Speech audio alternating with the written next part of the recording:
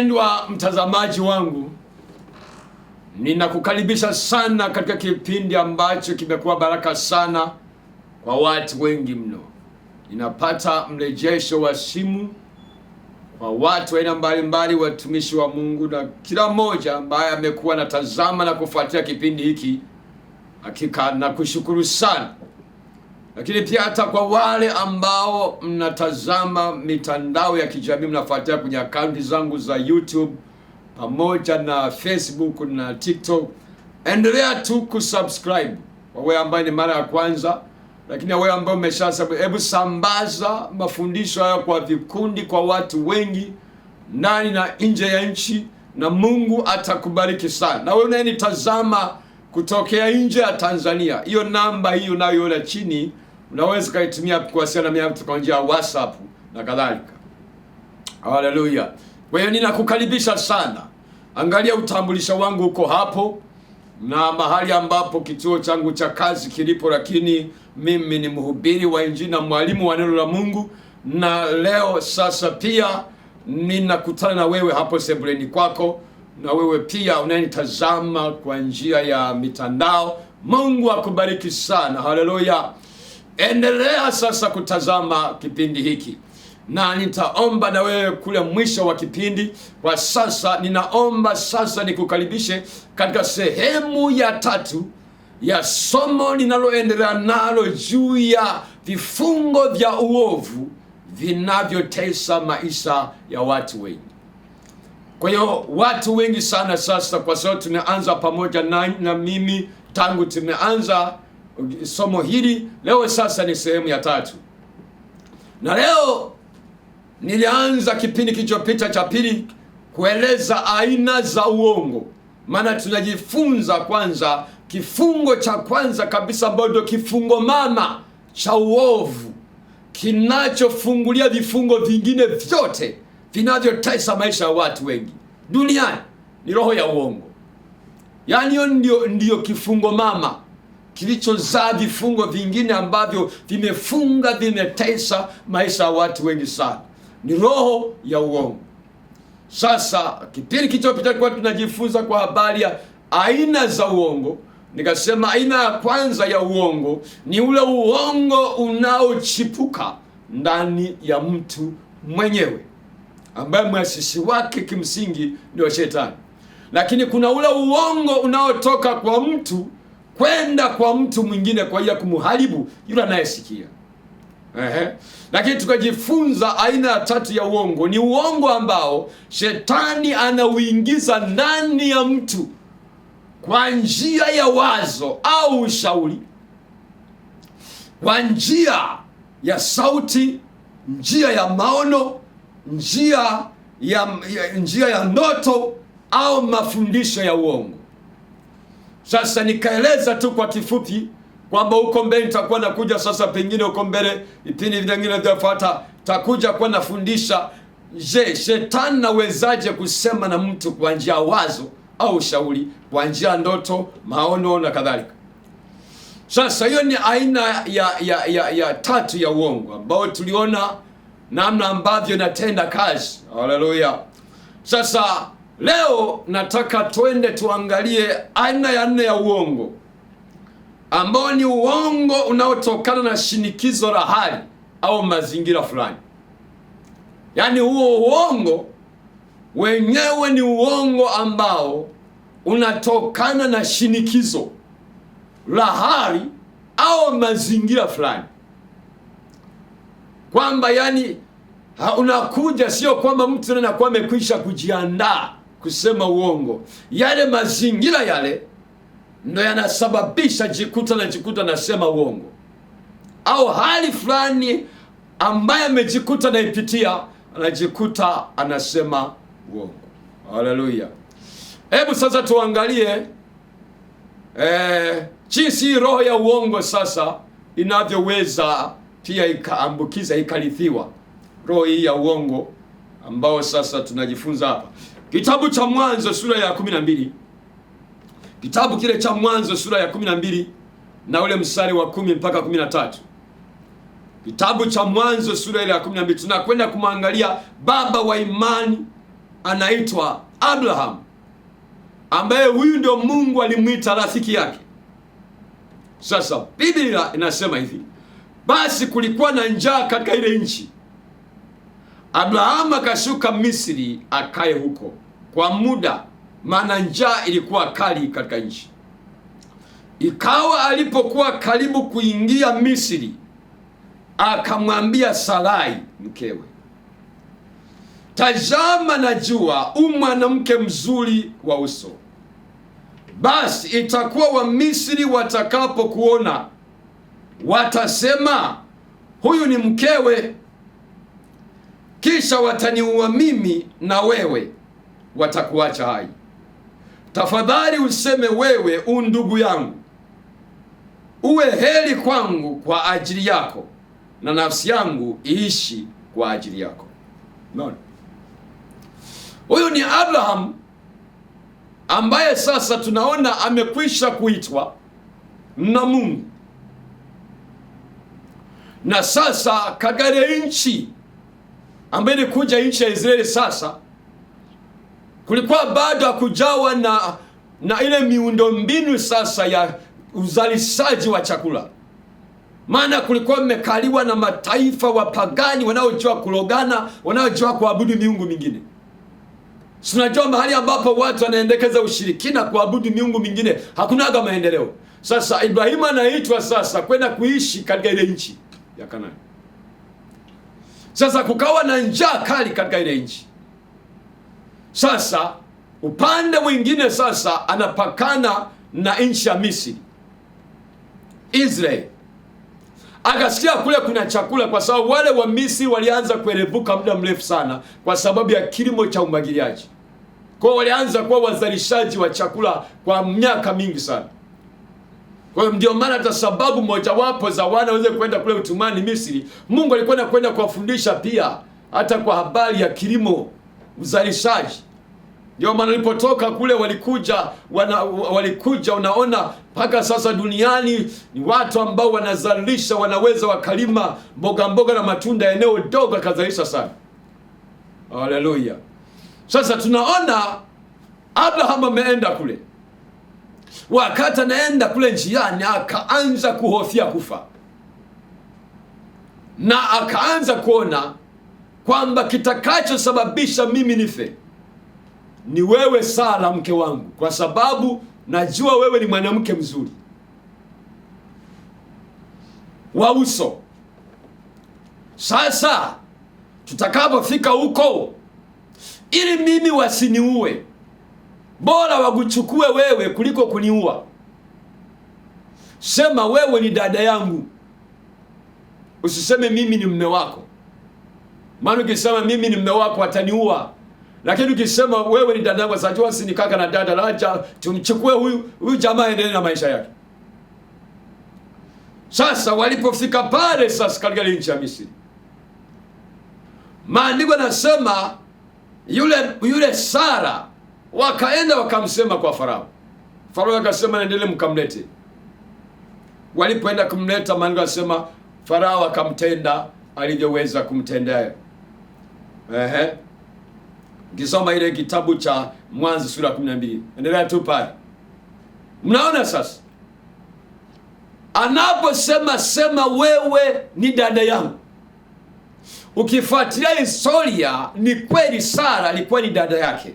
Wamechangia baba isipokuwa mama tofauti.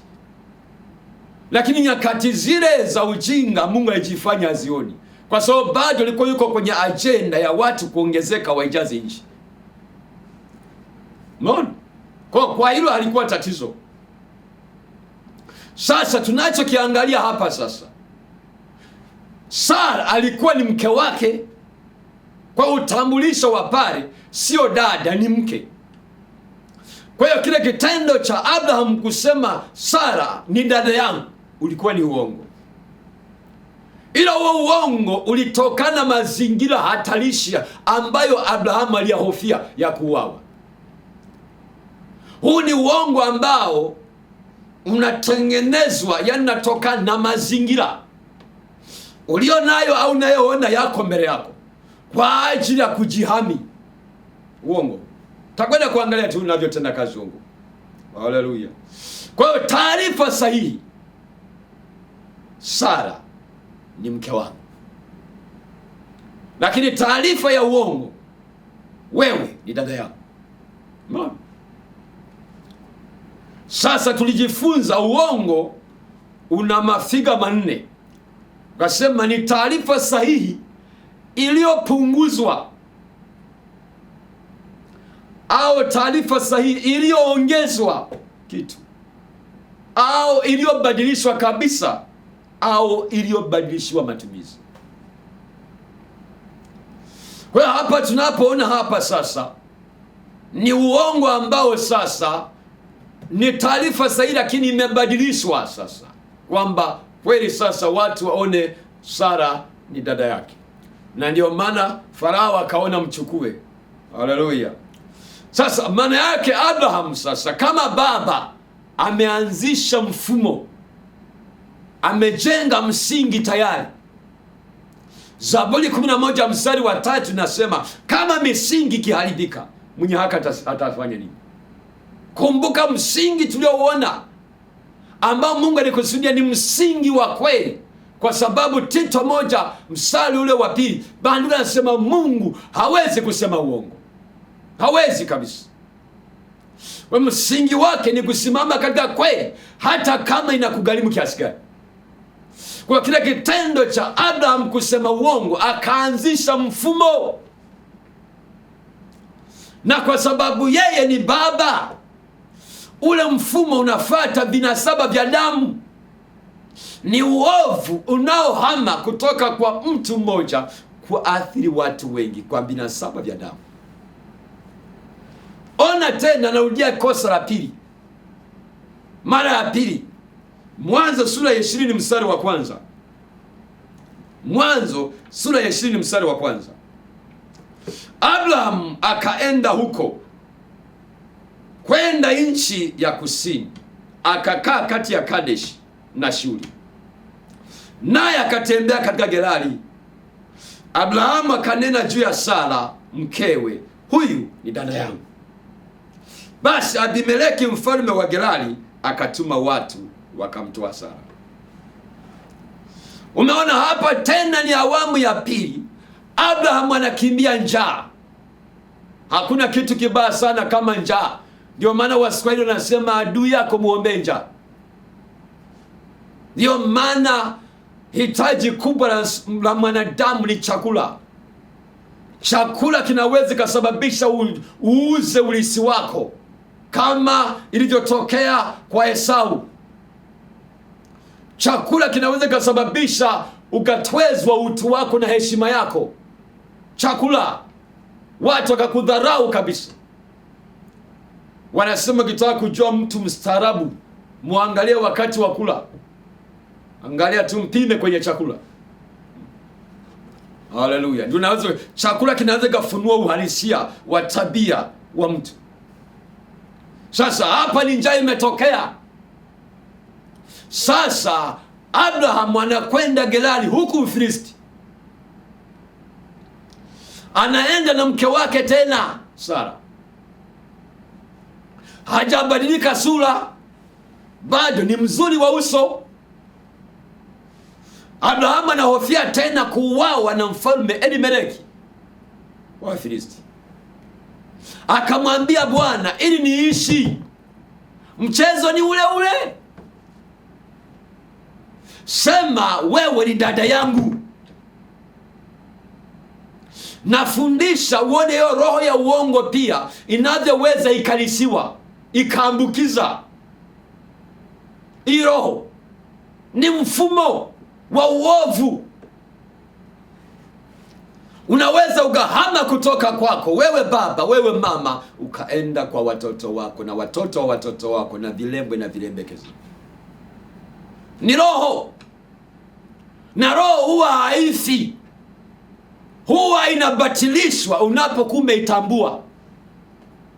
Yesu alifanya ukombozi wa jumla pale msalabani, ili kadri unavyojifunza mapenzi ya Mungu unaweza kugundua kwamba hapa kuna kitu ambacho hakiko sawa. Ndio maana alisema mtaifahamu kweli, hiyo kweli itaweka, maana mtapata taarifa sahihi juu ya eneo fulani, kwenye uchumi, kwenye afya, kwenye eneo lote. Ukipata taarifa sahihi juu ya mapenzi ya Mungu kwako, na sasa haiko hivyo ilivyo kama Mungu alivyotaka iwe hivyo, unaenda kudai haki yako msalabani. Sasa kuna watu wanatumia ile andiko isivyo. Kuna mahali fulani mama mmoja nilipigia simu siku chache zimepita, alikuwa nasumbuliwa.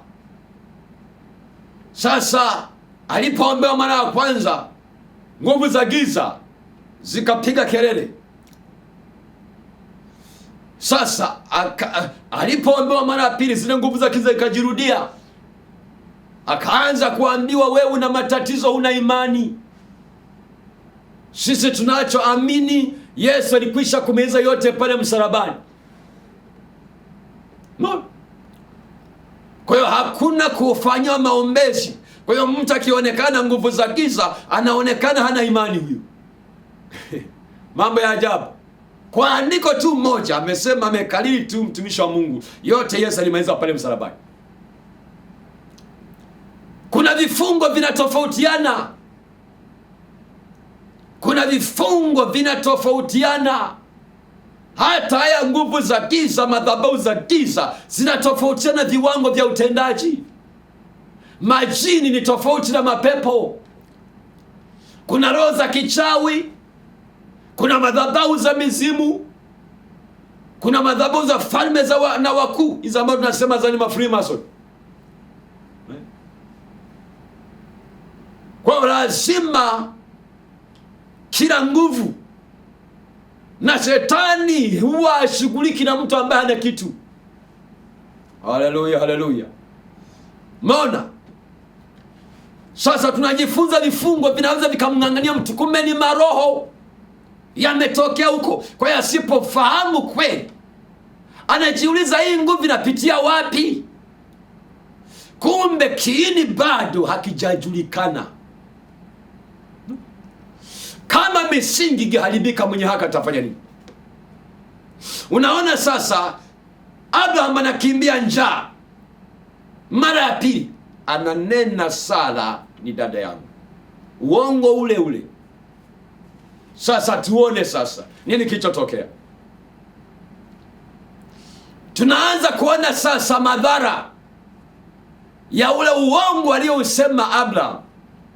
Aliyousema Mwanzo sura ile ya 26 mstari wa 6 mpaka wa 7. Mwanzo sura ya 20 mstari wa 6, mstari wa kwanza mpaka 6. Ikawa njaa katika nchi hiyo, mbali na njaa ile ya kwanza iliyokuwa siku za Abraham. Isaka akamwendea mfalme Abimeleki wa Wafilisti huko Gerari. Isaka akakaa katika Gerari. Watu wa mahali hapo wakamuliza habari za mkewe, akasema ni dada yangu. Ni dada yangu huyu. Maana aliogopa kusema ni mke wangu, watu wa nchi ile wasije wakamua kwa ajili ya Rebeka, maana alikuwa mzuri wa uso. Unaona roho ile ile. Abraham ameshakufa sasa. Haya, tunamwona mtoto wake kipenzi Isaka amekwisha kuoa mke Rebeka, naye ni mzuri wa uso kama mama mkwe wake Sara. Mbona sasa tunaona ikatokea njaa katika nchi ya Israeli wakati wa mtoto wake. Mbona njaa iliyokuwa siku zile za Abraham. Unaona sasa, mara ya pili Abraham alienda kwa mfalme Abimeleki kule Filisti. Sasa tunamwona na Isaka naye anakimbilia kule kule Ufilisti, Gerari, kwa mfalme Abimeleki. Halafu naye anasema watakapokuuliza, anampanga Rebeka, kama ambavyo baba yake alimpanga Sara, useme wewe ni dada yangu, ili wasije wakaniua kwa sababu wewe ni mzuri wa uso. Umeona kinachofanyika hapo? Umeona roho inavyotenda kazi? Maana yake ni tatizo lile lile, uongo ule ule, mahali pale pale, kwa tatizo lile lile la njaa, hofu ile ile ya kufa, sababu ile ile ya uzuri wa uso. Umeona hiyo roho? Kwa hiyo yani Isaka kachukua akakopi na kupesti kabisa kwa baba yake. Nini maana yake? Uovu nalisiwa. Kwa hiyo wewe baba, maandiko nasema ile Mithali sura ya 29 tumesoma kwamba mtawala akisikiliza uongo, watumishi wake wote wanakuwa waovu. Maana yake ni kwamba Abrahamu alisikiliza uongo, shetani alimuingizia wazo la uongo, akasema Sara ni mke wake, ni dada yake. Hakujua tayari ameanzisha mfumo wa uovu. Ile roho ikasafiri, maana sinafuata binasaba, ikamvaa mtoto wake Isaka. Kwa hiyo unaposema uongo, maana yake ile roho inamvaa, inahama, inaenda mpaka kwa watoto wako, inavuka, inasafiri. Haleluya! Ni mambo ya ajabu sana haya. Kwa hiyo tunajifunza vifungo vya uovu vinavyoathiri na kutesa maisha ya watu wengi. Sasa tunachokiona hapo, udhaifu unahama kutoka kwa baba kwenda kwa mtoto. Tatizo lile lile la njaa, uongo ule ule, mahali pale pale kwa mfalme yule yule, hofu ile ile, sababu ile ile. Kwa hiyo tunaona udhaifu huo ukatoka kwa mtoto ukafika kwa mjukuu Yakobo.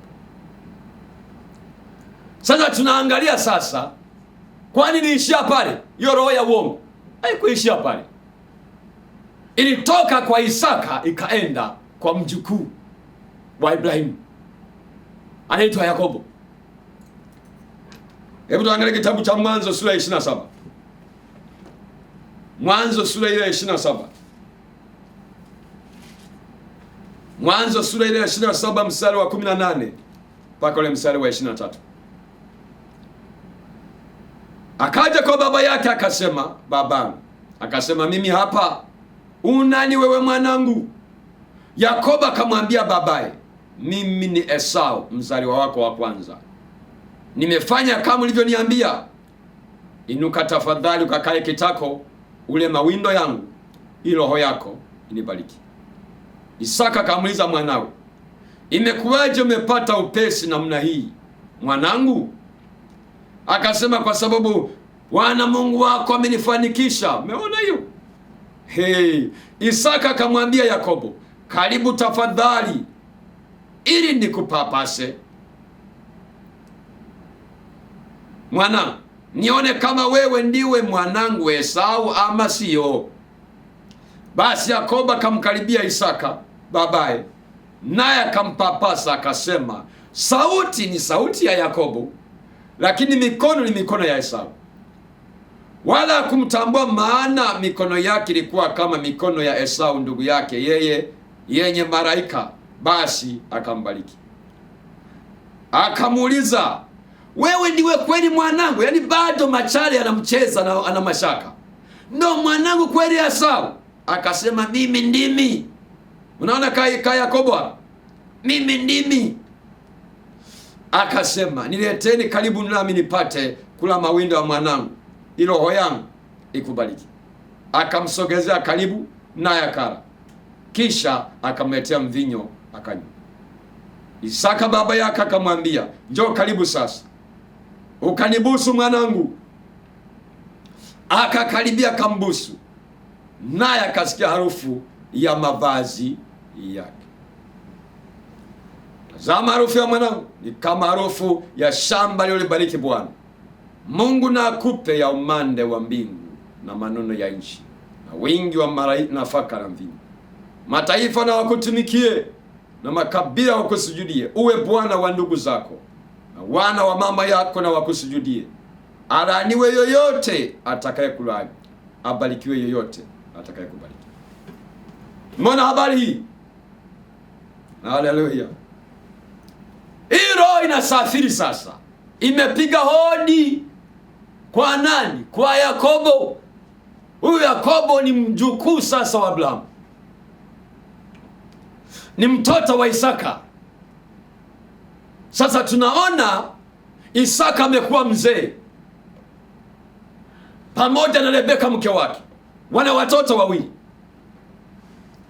Hawa wazazi hawa walifanya kosa moja kubwa sana la kugawana watoto. Baba anampenda kaka mkubwa Esau, mama anampenda bwana mdogo Yakobo, ambalo wakati huu ni kosa ambalo hata wazazi wengi walilifanya leo. Unakuta kuna wazazi wamechaguana, wamegawana watoto. Mimi bwana namnunulia mtoto nguo fulani na fulani, namsomesha fulani na fulani. Kwa hiyo nakuta wale watoto wa mama kwa baba usiniguse. Zipo familia za namna hiyo. Zipo familia za namna hiyo. Sasa hawa Isaka alimpenda Esau kaka, Rebeka akampenda Yakobo mdogo. Sasa haka Yakobo haka kalikuwa kana kago karibu sana na mama yake, kanapenda kupika pika na nini. Na Esau yale kwa ni mtu wa kuwinda winda.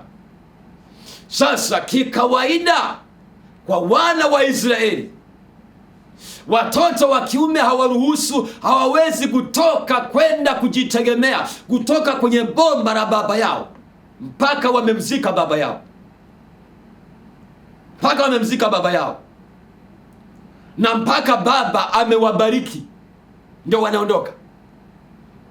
Ndio desturi za Wayahudi. Na kwa kweli ndio mapenzi ya Mungu. Ndio maana akina Petro walipoitwa na Yesu wako wanavua samaki na baba yao. Unajua akamwambia Yesu, Yesu, tumekuja kwako, tutapata nini kwako? Tumeacha kila kitu, tunapata nini kwako? Tuelewane mapema. Unajua wakati Yesu anawaita Petro na ndugu yake akina Andrea, hawa walikuwa wako wanavua na baba yao, bado hawajatoka kwenye boma. Pamoja na kwamba Petro alikuwa amekwisha kuwa na miradi mingine, mara sia na nyumba ya wageni huko Kapernaum na kadhalika, lakini bado yuko kwenye himaya ya baba yake.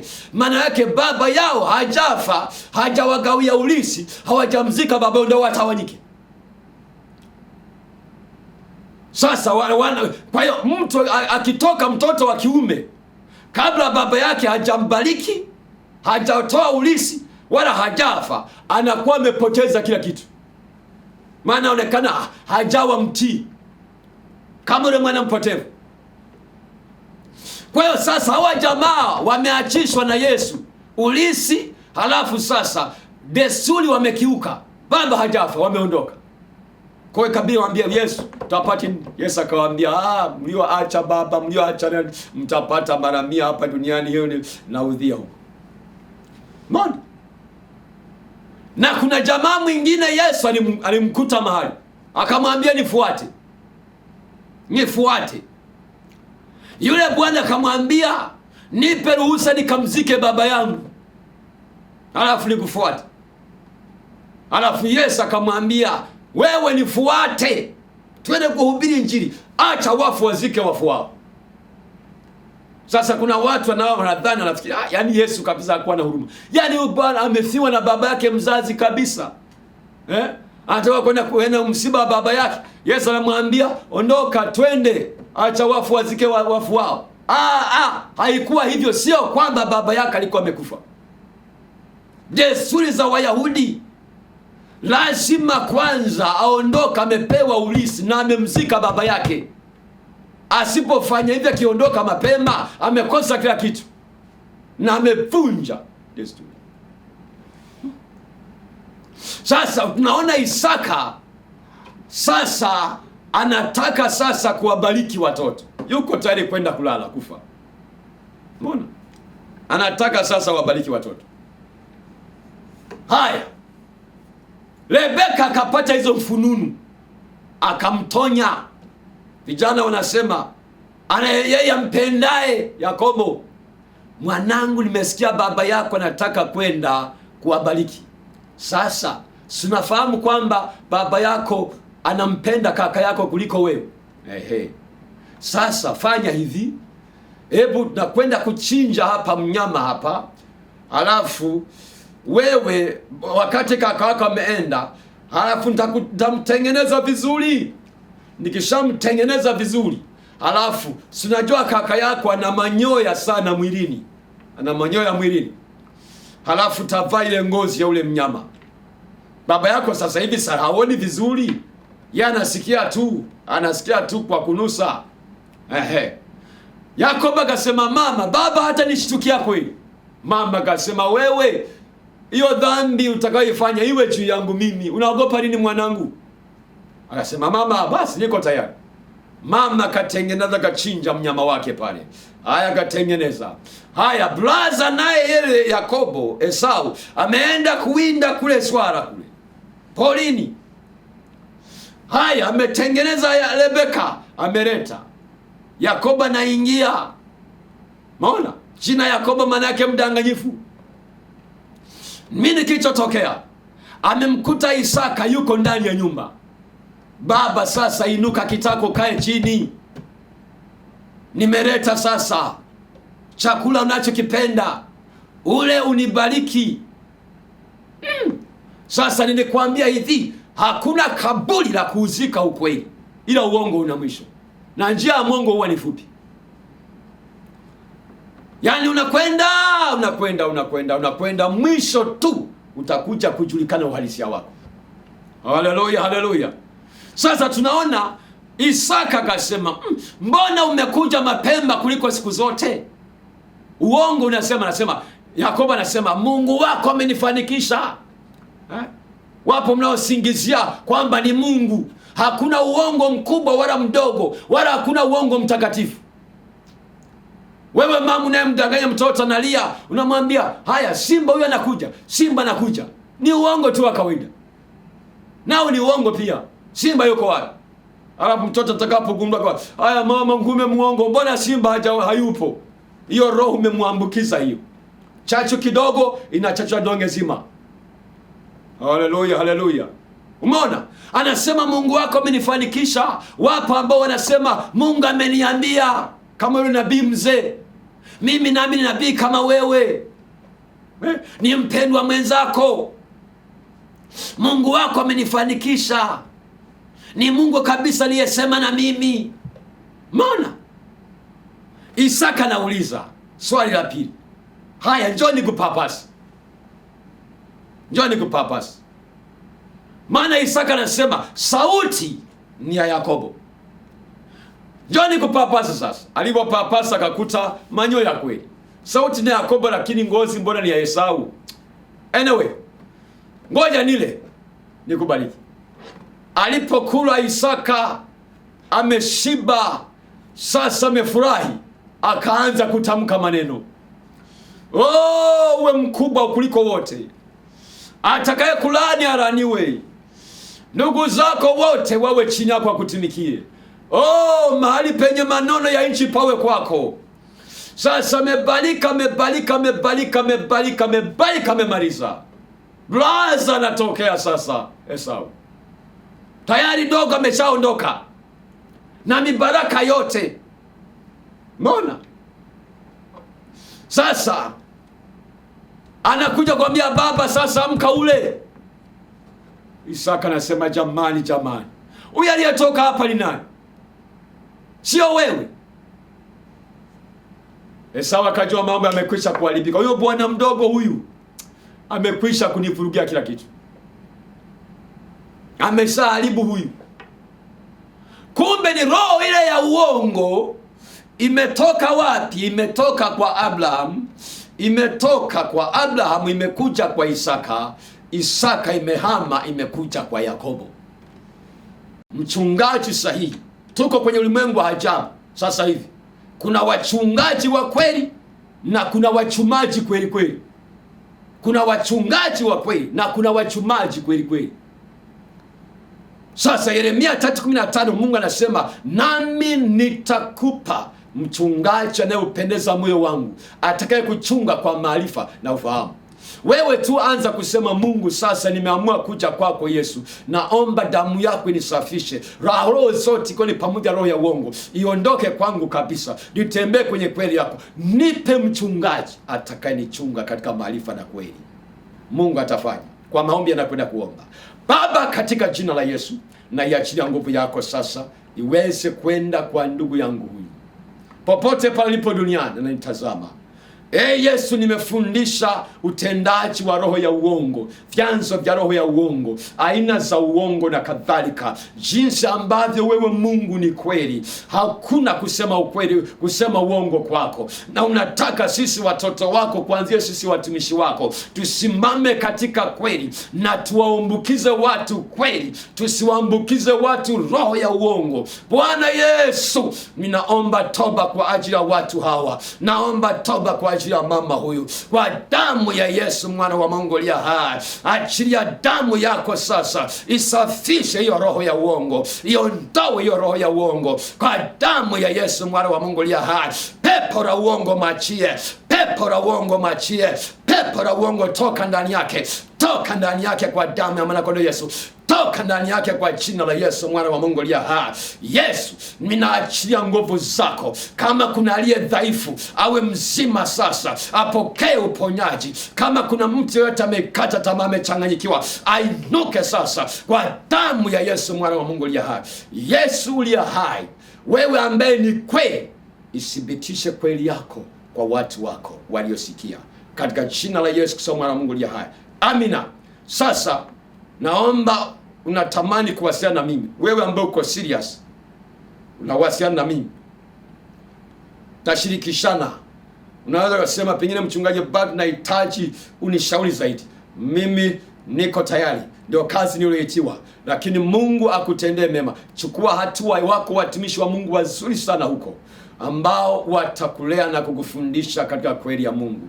Tafuta kweli, usitafute vitu vingine vyovyote, kwa sababu kweli ni bidhaa adimu, na Mungu atakusaidia kusimama katika hiyo kweli kwa gharama yoyote siumbe.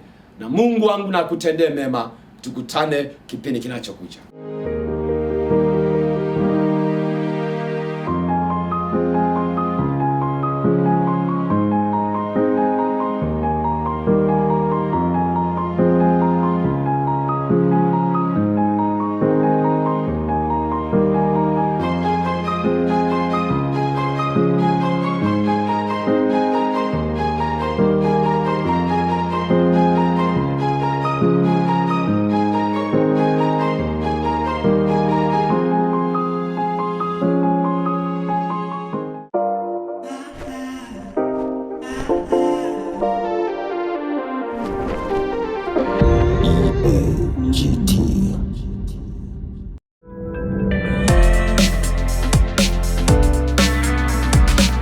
Sibuka TV.